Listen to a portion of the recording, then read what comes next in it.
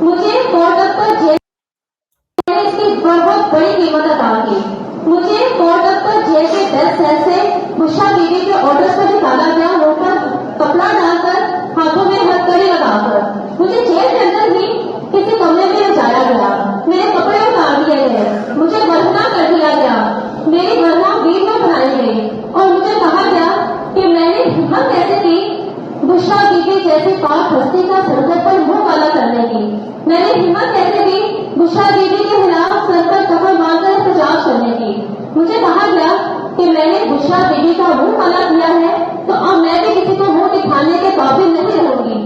कशाना जानो मान जैसे स्कैंडल, जुल्म जबर की।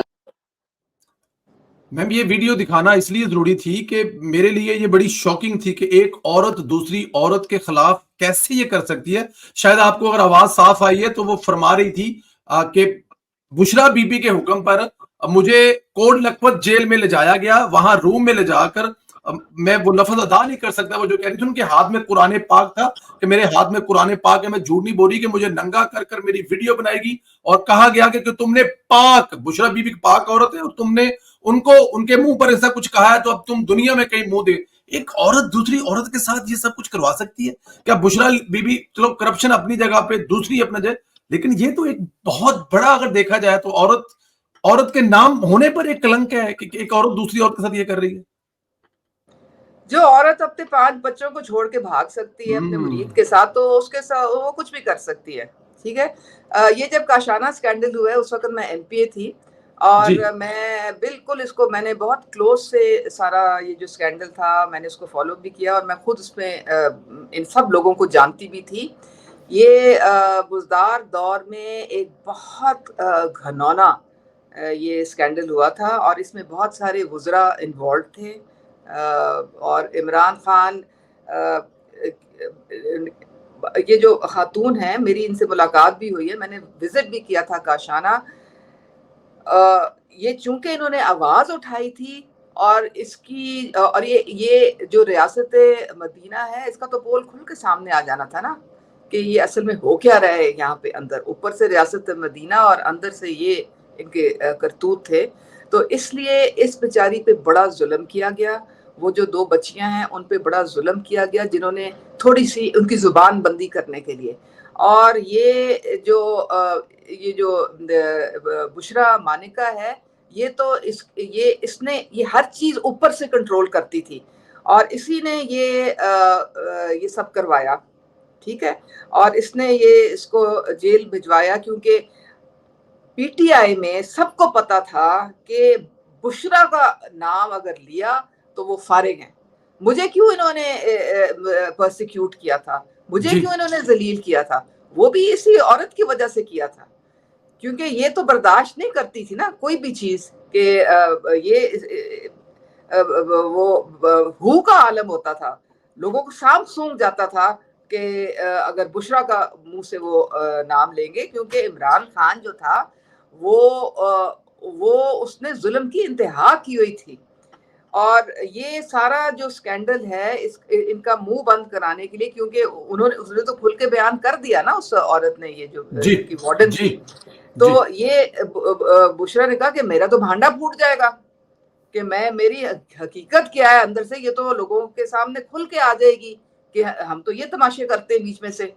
ठीक है, तो उसको उस चीज को दबाने के लिए ये सारा जुल्म किया गया और पता नहीं अल्लाह ताला हमें माफ करे क्योंकि ये अंदर से जो कहानियां निकल रही हैं ये मुझे नहीं समझ आती कि ये कोई भी जो एक इंसान जो शरीफुल नफ्स है वो कैसे बर्दाश्त कर सकता है। ये वो बातें हैं जो कि एक बदमाशी का जो अड्डा है और ये करप्शन की जो दास्तानें हैं, ये तो इसी के खिलाफ तो जंग थी, यही तो चीज थी जिसको हम खत्म करना चाह रहे थे।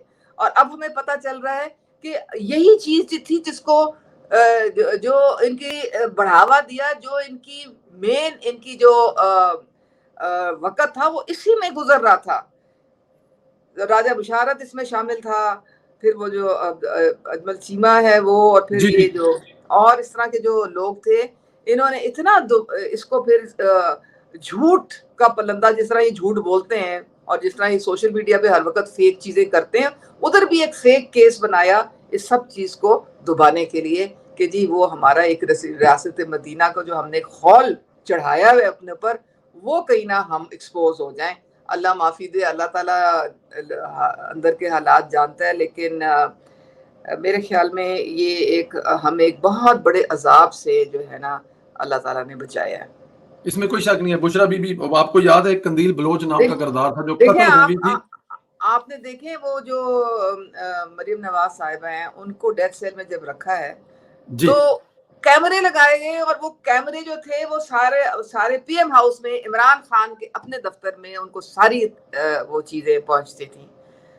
اور مریم نواز کی دیوار کمرہ جو تھا وہ دیوار کے ساتھ تندور تھا جہاں پہ پوری جیل کی روٹیاں بنتی تھی جی، اور ساتھ وہاں پہ اندر ہی ان کا باتھ روم غسل خانہ تھا۔ اور کتنے افسوس کی بات ہے کہ یہ اس طرح کی انہوں نے حرکتیں کی۔ آج یہ ساری چیزیں اسی لیے مکافات عمل ہے پرویز، میں تو کہتی ہوں کہ جتنا ظلم انہوں نے کیا وہ آج ان کے سامنے آ رہا ہے سارا، وہ ان کے سامنے آ رہا ہے۔ آخری سوال جی، بالکل میرا آخری سوال تھا، لیکن یہ کوئی بڑا امپورٹنٹ تھا آپ سے ڈسکس کرنے کے لیے کیونکہ آپ اس وقت ایم پی میں تھی۔ آخری سوال جی، الیکشن ہونے جا رہے ہیں، آج آفیشلی آخری دن ہے موجودہ حکومت کا۔ بہت بڑی کامیابی سمجھتا ہوں کہ جس طرح وزیر اعظم صاحب آج گارڈ آف آنر لے رہے ہیں، اللہ کرے کہ ہر آنے والا وزیر اعظم اسی طرح گارڈ آف آنر لے کر جائے۔ کتنا ایک تو یہ جو عرصہ ختم ہوا اس میں پاکستان کو بچایا گیا، اس سے ہم ذکر کر چکے ہیں۔ اب آنے والے دنوں میں کس کی حکومت بنتی دیکھ رہی ہے؟ الیکشن میں کون سی پارٹی کامیاب ہو رہی ہے؟ میاں صاحب کب واپس آ رہے ہیں؟ مطلب کب یہ گہما گہمی شروع ہونے والی ہے؟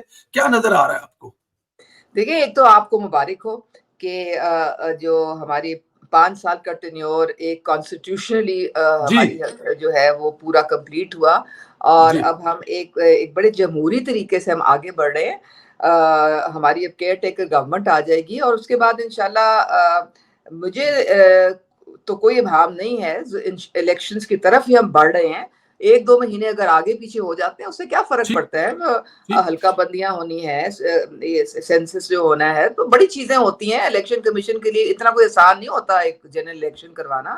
تو انشاءاللہ تعالی آپ دیکھیں گے کہ میاں صاحب بھی آئیں گے، لیکن میاں صاحب جو ہے وہ آئیں گے بالکل جب الیکشن اناؤنس ہو جائیں گے تو پھر وہ لیڈ کریں گے الیکشن کیمپین۔ انشاءاللہ تعالی آپ دیکھیں گے کہ لوگوں کے دلوں میں ابھی بھی بہت محبت ہے میاں نواز شریف کے ساتھ، کیونکہ وہ ان کو اپنا اصل لیڈر جو ہے وہ مانتے ہیں، اور وہ آج بھی جو ہے وہ ان کو بہت زیادہ یاد کرتے ہیں۔ تو الیکشن سیناریو یہ ہوگا کہ ہر پارٹی، ابھی تو یہ اکٹھے تھے نا، مطلب ایک حکومت میں سب اکٹھے بیٹھے تھے، لیکن الیکشن میں ہر پارٹی جو ہے اپنے پلیٹ فارم سے خود الیکشن لڑے گی۔ مسلم لیگ نون میں مریم صاحبہ نے کہا ہے کہ ہمارے ایک حلقے میں 3 کینڈیڈیٹس ہیں، اور ظاہر ہے پھر اگر کسی کے ساتھ سیٹ ایڈجسٹمنٹ کسی پارٹی نے کرنی ہوئی تو وہ بھی ہو سکتا ہے، لیکن سب پارٹیز اپنے علیحدہ علیحدہ پلیٹ فارم سے جو ہے کنٹیسٹ کریں گی۔ پھر دیکھیں قوم کس کو مینڈیٹ دیتی ہے۔ جس کو قوم مینڈیٹ دے گی وہ انشاءاللہ پھر اسمبلیوں میں آئیں گے، اور امید ہے کہ پھر وہ لوگوں کی بہتری کے لیے اور پاکستان کی بہتری کے لیے کام کریں گے۔ یہ پھر انڈائریکٹ ڈائریکٹ آپ مسلم لیگ نون کا نام لے رہے ہیں کیونکہ یہ سارے کام تو وہی کر سکتے ہیں۔ اللہ تعالیٰ کی ذات آپ خوش رہیں، آباد رہیں، ہمیشہ آپ اتنا پیار اور محبت دیتے ہیں، جب سے آپ ریکویسٹ کی جائے اپنے قیمتی وقت سے ٹائم نکالتے ہیں۔ دیکھیں نا وہ اب آپ نے وہ دیکھا ہوگا مریم نواز وہ مگ پکڑ کے بیٹھی ہیں، شیر ایک باری فیر، تو انشاءاللہ تعالی مجھے کچھ یہی صورتحال لگ رہی ہے۔ نہیں بالکل ٹھیک ہے، وہ مریم صاحبہ بھی ہلکی ہلکی شرارت کرتی رہتی ہیں، ان کو پہلا گلاس نہیں بھولا، اور مریم بی بی نے ایک ماشاءاللہ نیا گلاس نکال دیا ہے۔ بڑی پولیٹیکلی سیوی ہیں، she is excellent in the way she is handling the party.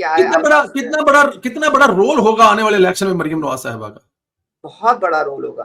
ابھی بھی دیکھیں وہ ٹھک کے وہ جو شی از اے کراؤڈ پلر، چھٹی کا دودھ یاد آتا ہے عمران خان کو جب وہ میدان میں آتی ہیں، اور شی از ری آرگنائزنگ دا ہول پارٹی۔ اس میں یوتھ، اس میں خواتین، اس میں لائر ونگ، اس میں علماء ونگ، کوئی ایسا ایسپیکٹ نہیں ہے۔ ٹکٹ ہولڈرز کے ساتھ سب کے ساتھ ان کی میٹنگز اور باقاعدہ انالیسز، اور ابھی سے کہ بھی کس سیٹ پہ کس حلقے میں کیا محرکات ہیں، کیا ڈائنامکس ہیں، وہ ہر چیز پہ احاطہ ہے ان کا۔